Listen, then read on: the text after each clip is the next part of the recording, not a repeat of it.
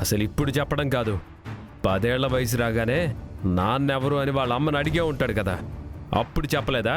ఈ ఊళ్ళో పెద్ద మనిషిగా అతని మాట చెల్లుతుంది, కానీ మా బోటలని ఎవరు అడుగుతారు? ఆ మాట చెప్పాలని చాలా రోజులుగా ఎవరికీ తెలియకుండా ఈ ఊళ్ళోనే తిరిగాను. కానీ ఎవరికీ నా కష్టం చెప్పుకునే పరిస్థితిలో లేను. ఎప్పుడైతే గంగాధరం గారు సర్పంచ్ అయ్యారో అప్పుడు నోరు తెరిచి నిజం చెప్పే ధైర్యం నాకు వచ్చింది. కానీ ఈలోపు శ్రీవల్లి గారిని నాకిచ్చి పెళ్లి చేస్తారన్న ఆనందంలో పడి నేనివన్నీ మర్చిపోయాను.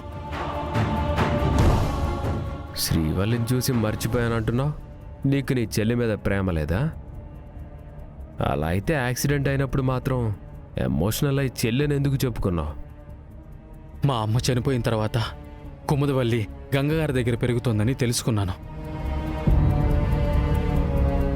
అప్పటికే 3 చెల్లెల భారం మోస్తున్నారు గంగాధరం గారు.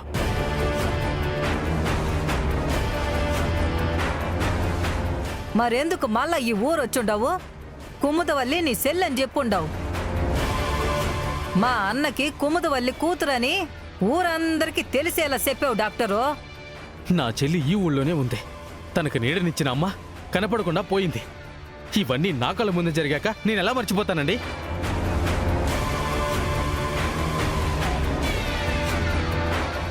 అవును మావయ్య, వెంకటపతి రాజుగారి అమ్మ చనిపోయిన రోజే మా అమ్మ కూడా కనపడకుండా పోయింది.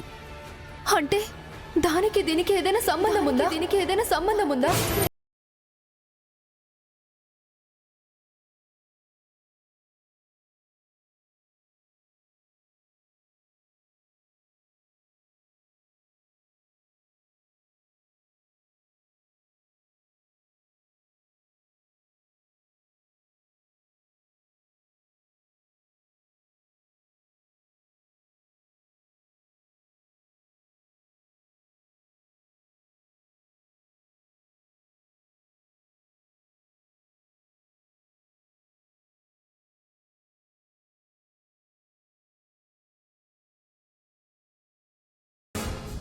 జైల్లో ఉంది శ్రీవల్లి. వెంకటపతి రాజు కన్న తల్లిని చంపింది ఈ దుర్మార్గుడే అని చెప్పలేని పరిస్థితుల్లో ఉన్నాను. ఇలాంటి దుర్మార్గుల వల్లే మంచి వాళ్ళు కూడా శిక్షను అనుభవిస్తున్నా నేనేమీ చేయలేకపోతున్నాను. మీ మీదే ప్రాణం పెట్టుకుని ఉన్నా మీ అమ్మ హంతకురాలిగా కాకుండా నిర్దోషిగా మీ ముందుకు రావాలనుకుంది.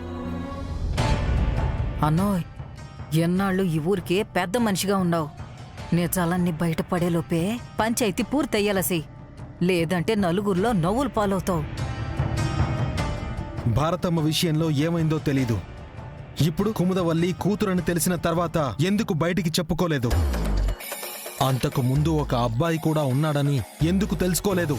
అసలు ఈ పశువుల డాక్టర్ వెంకటపతిరాజు నా కొడుకు, కుముదవల్లి నా కూతురు అన్నా నేను నమ్మలేకుండా ఉన్నాను. నీకు తెలీదంటే ఏంటి? పిల్లల విషయంలో నీ స్వార్థం నువ్వు చూసుకున్నావా? నా గనక దేవరాజు వీర్రాజు పుట్టకపోతే నన్ను గొడ్రాలుగా చూసేసి తన్నిక్కడికి తీసుకొచ్చేవాడివా? అలా తీసుకొచ్చినా ఆమె బతికేది. నేనిప్పుడు బాధపడుతున్నాను. ఈ దేవరాజు వీర్రాజు నాకెందుకు పుట్టారో. కనీసం ఆవిడైనా సరే ప్రాణాలతో ఉండేది. ఆవిడేమైపోయింది?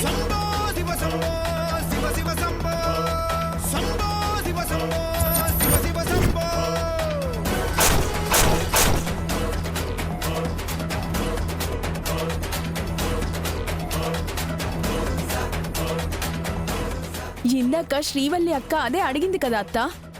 కుముదవల్లిని మా అమ్మకి అప్పగించిన తర్వాత బాధ్యతగా మా అందరినీ చూసుకోవాల్సిన అమ్మ ఎందుకు దూరమైనట్టు?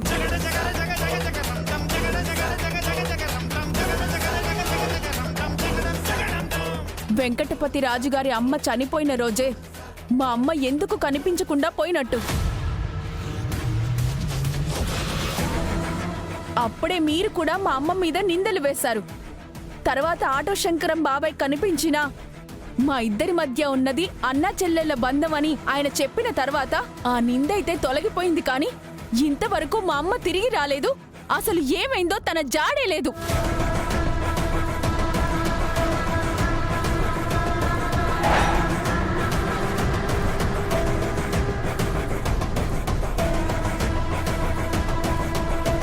నువ్వు అడిగిన పాయింట్ కరెక్టే నాగవల్లి. కానీ ఇప్పుడు మీ అమ్మ జైలుకి వెళ్ళిందన్న విషయం మీకు తెలియకూడదు. అసలు ఇప్పుడు మా పెద్దమ్మకి అన్యాయం చేశావు పెదనాన్న, దానికి శిక్ష అనుభవించాల్సిందే. ఇలా ఎంతమంది ప్రాణాలతో ఆడుకుంటారండి? మిమ్మల్ని కట్టుకున్న పాపానికి ఆ శాపం మాకు చుట్టుకుంటుంది. ఆపుతావా నీ ఏడుపులు పెడబబ్బలో? ఇంతమంది కన్నీళ్ళకి కారణమైన వాడివి నువ్వు సమాధానం చెప్పాలి. శ్రీవల్లి అడిగిన విషయాన్ని శివ తేలిగ్గా తీసేసినా నేను ఆ విషయం గురించే ఆలోచిస్తున్నాను. భారతమ్మ చనిపోవడానికి, మా అమ్మ కనిపించకపోవడానికి కారణం ఏమైనా ఉందా?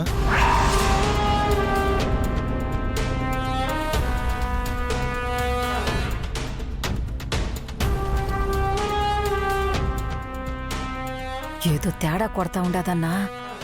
ఆ కుముదవల్లిని పెంచుకుంటానని చెప్పి తప్పించుకో, తర్వాత ఏదో ఒకటి చెయ్యొచ్చు. రాత్రికి రాత్రే మాయమైందని చెప్పినా మీరు నమ్మరు కదా. రేయ్ దేవరాజ్, రేయ్ దేవరాజ్! మా అమ్మ గురించి ఒక చిన్న మాట జారినా మీ ప్రాణాలు పంచభూతాల్లో కలిసిపోతాయి. ఆవేశపడక గంగా, ముందు నువ్వు కూర్చో చెప్తాను. ఇప్పుడు మీ అమ్మ సంగతి ఎందుకు? న్యాయం చేయడానిక భారతి లేదు, ఉన్నది కుముదవల్లి. తన ఇంటికి తీసుకెళ్లిపోయి పెంచుకుంటాను. తన జీవితం సంతోషంగా ఉంటే భారతం ఆత్మ శాంతిస్తుంది కదా.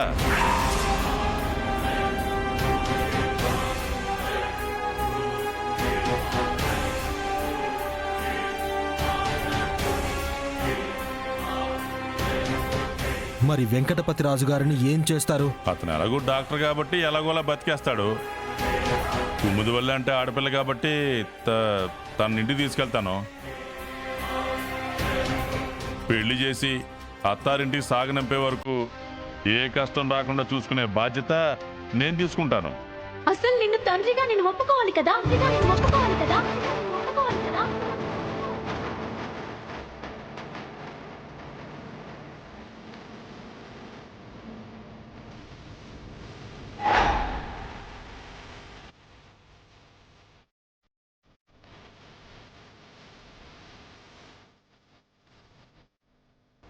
తండ్రి అంటే జన్మనిచ్చేవాడే కాదు, జీవితాన్నిచ్చేవాడు, దారి చూపించేవాడు, ధైర్యాన్నిచ్చేవాడు.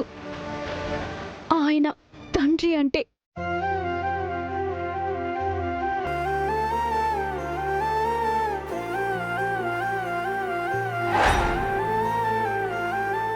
నాకు తండ్రి అయినా తల్లైనా మా గంగన్నయ్యే.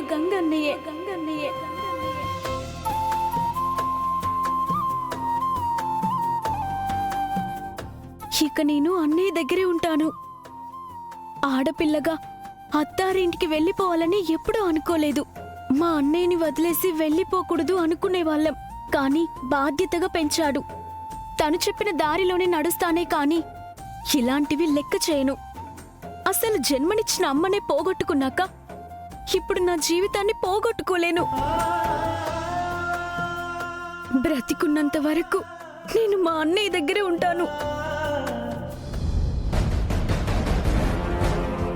అర్థమైంది కదా? భారతమ్మని మోసం చేసినందుకు గాను, తన కన్న బిడ్డల విషయంలో నిజం దాచినందుకు గాను వరదరాజులకి శిక్ష పడుతుంది.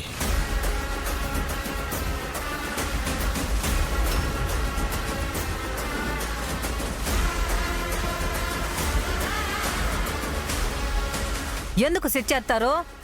ఒక్కగానొక్క ఆడపిల్లకి తన చేతులతో పెళ్లి చేసేంత వరకు బాధ్యతగా ఉంటానంటున్నాడు కదా, భరోసా ఇస్తున్నాడు కదా, ఎందుకు శిక్షిస్తారు?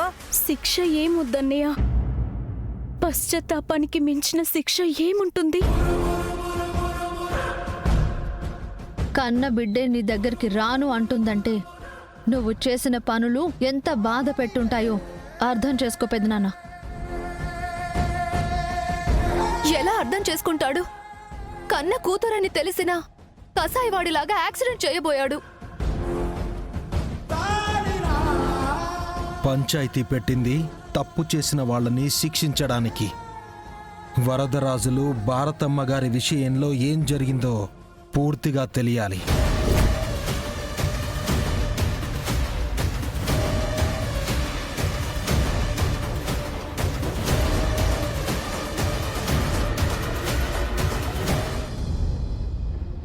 మన ప్రేమ గురించి ఒక్కసారి ఆలోచించు అమృత.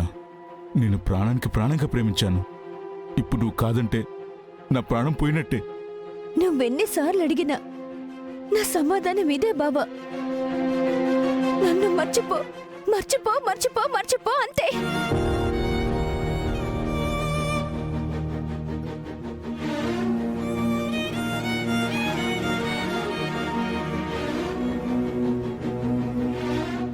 అయ్యో, నేనేం చెప్పాలి?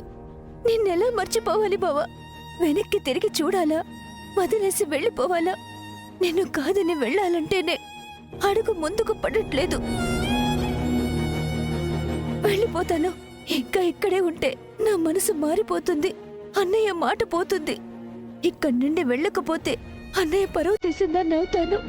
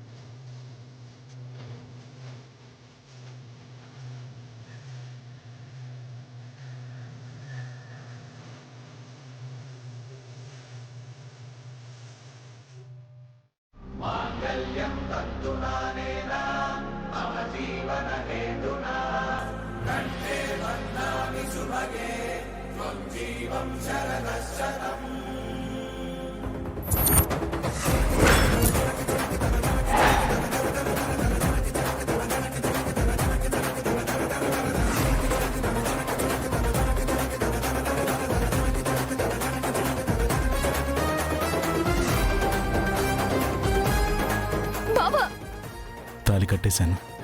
అమ్మవారి సాక్షిగా నీ మెల్లో పసుపు కొమ్మ వేశాను. నిన్ను నా సొంతం చేసుకున్నాను.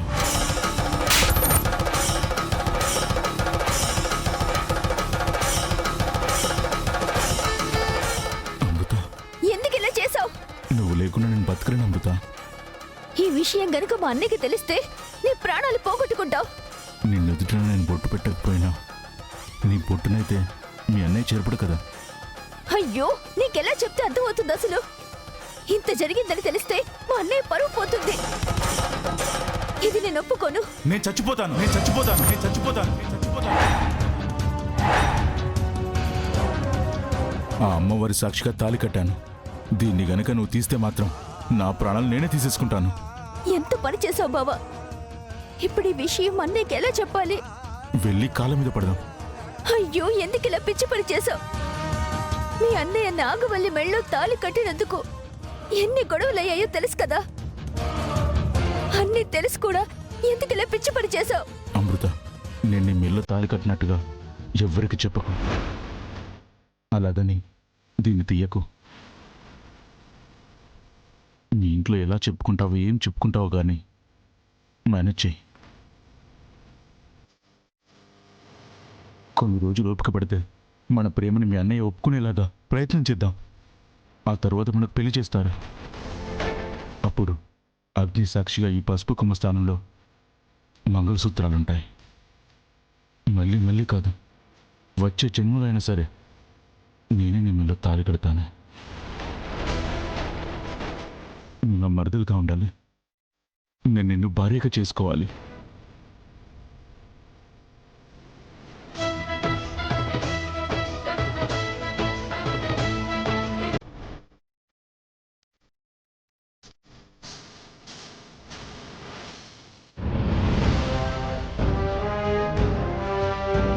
సర్పంచ్ గంగాధరం గారు విషయం అడిగి చాలా మంచి పని చేశారు వరదరాజులు గారు. మీరు చెప్పిన దాన్ని బట్టే మన ఊరి ధర్మకర్తగా ఆయన తీర్పు చెప్తాడు.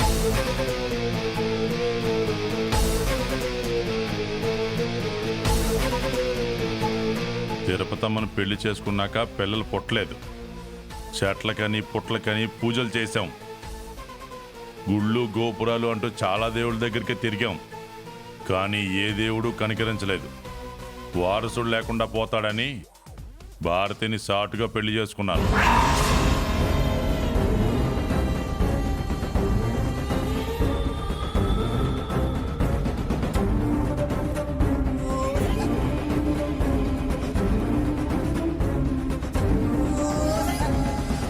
పిల్లల కోసం ముక్కులు చెల్లించుకుంది నిజమే కాని మరో పెళ్లి చేసుకుంటానని నన్ను ఒక్క మాటైనా అడుగుండాల్సింది. నేనే మీ పెళ్లి జరిపించేదాన్ని. భారతి గర్భవతి అయ్యాక తననే ఇంటికి తీసుకొచ్చి ఊరు వాళ్ళ ముందు విషయం బయట పెడదాం అనుకున్నాను. అని అమ్మవారు కరుణించిందేమో తిరుపతమ్మ నెల తప్పింది. వెంకటపతిరాజు దేవరాజు ఇద్దరు ఒకే టైంలో పుట్టారు.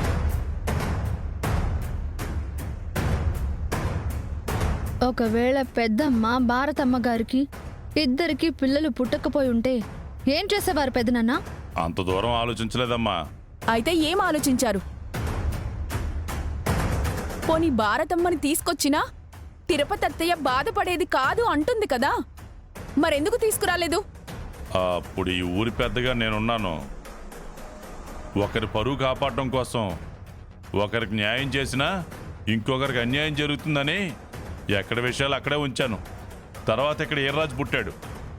అక్కడ దేవరాజు బావ వీర్రాజు బావ పుట్టారు. అక్కడ అప్పటికే వెంకటపతి రాజు గారు ఉన్నారు. మీ నిర్లక్ష్యం కాకపోతే ముగ్గురు వారసులుండగా మళ్ళీ కుమతను ఎందుకు కన్నారు? కంటే కూతుర్ని కంటికి రెప్పలా కాపాడుకోవాలి. నెల తప్పినప్పుడు భారతీయే నాకు విషయం చెప్పలేదమ్మా. తర్వాత కుముదివల్లిని కనేసింది. ఈ బిడ్డలతో సావాసం వద్దని నా చెల్లెలు సావిత్రమ్మకి ఇచ్చినట్టుంది. ఇప్పుడు నేను చెప్తున్నాను కదా, నా చెల్లెలు సావిత్రమ్మ రుణం నేను తీర్చుకోలేను.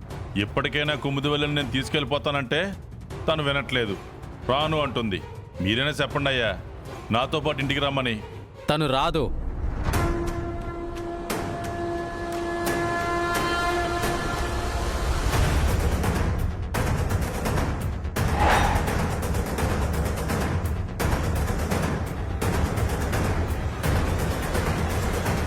గంగాధరం గారికి తోడబుట్టకపోయినా ప్రాణం కంటే ఎక్కువగా చూసుకున్నారు.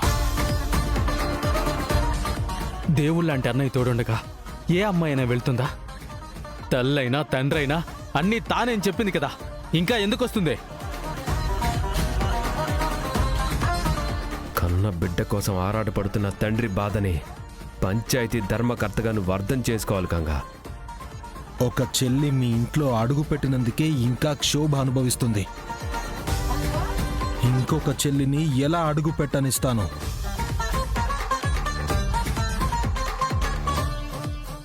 నేను న్యాయం చేస్తానంటే మాత్రం మీరు అన్యాయం చేస్తానంటున్నారు. జరిగిందానికి నేను ఏం చేయలేను. కావాలంటే నా భార్య చేతులు పట్టుకుని అవే కాళ్ళు అనుకుని క్షమాపణ అడుగుతాను.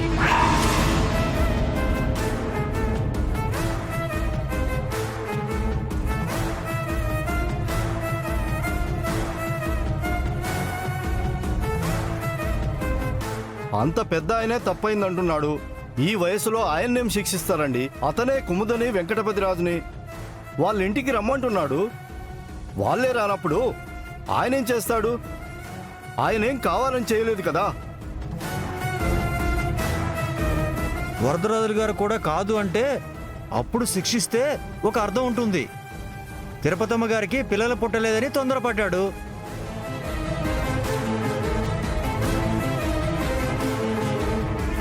అనుకొని చేసిన పని అయితే మోసం చేసినట్టు అవుద్ది. ఆయన ఏం చేయలేని నిస్సహాయ స్థితిలో ఉన్నప్పుడు అతని విధిరాతలా నడిపించింది. పెద్ద మనిషిగా ఉన్నవాడు పరువు పోగొట్టుకోకూడదనేసి అలా చేసుంటాడు. చివరిసారిగా అడుగుతున్నానమ్మా, ఇప్పుడే నిర్ణయం తీసుకో. లేదన్నయ్య, నేనైతే ఆ ఇంటికి వెళ్ళను. మన ఇంటి దగ్గరే ఉండిపోతాను.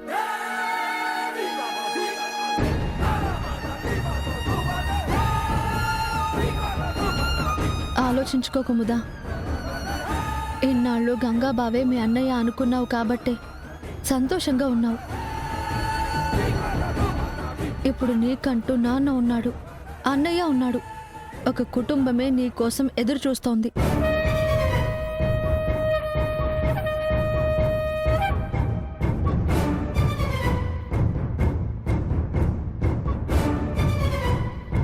నా కూతురు కోసం మా ఇంటి తలుపులు ఎప్పటికీ తెరిచే ఉంటాయమ్మా.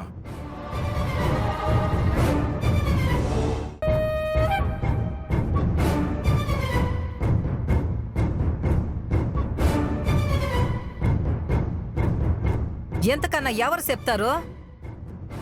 మా అన్న ఒక మెట్టు దిగేసి కూతుర్ని రమ్మని పిలుస్తా ఉంటాడు. అయినా సరే మీరే కనికరించట్లేదు. తనకి మీ దగ్గరికి రావడం ఇష్టం లేదు అన్నప్పుడు ఎందుకు బలవంతం చేస్తున్నారు?